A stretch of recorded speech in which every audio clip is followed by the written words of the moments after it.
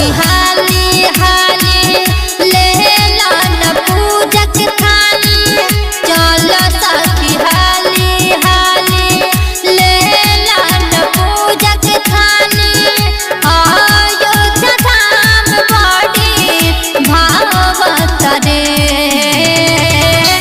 सखी हो श्री राम आहवत रे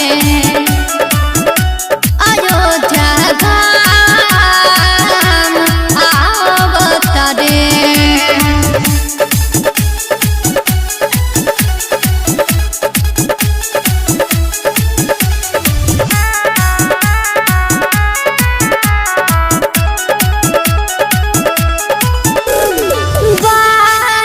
जनवरी बड़ा शुभे बहो देखो सखी भीड़ मुहा खूबे बहो 22 जनवरी बड़ा शुभे बहो मोचल बाहकार हो जाता पूरा जवार हो मौका बरब की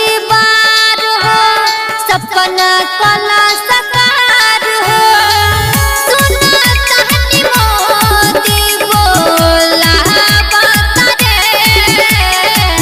लावत रे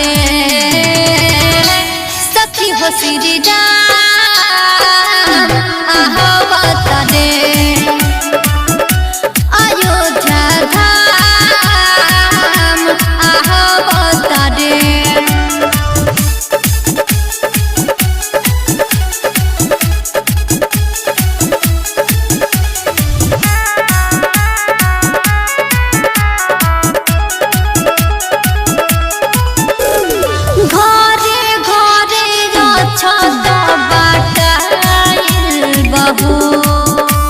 सबके बोलावा देखो आइल बहो घरे घरे छत बाटाइल बहो चलन जिंदगी तारला संगे दियवा बारला फुलवा के जोड़े हारला भरा पे गो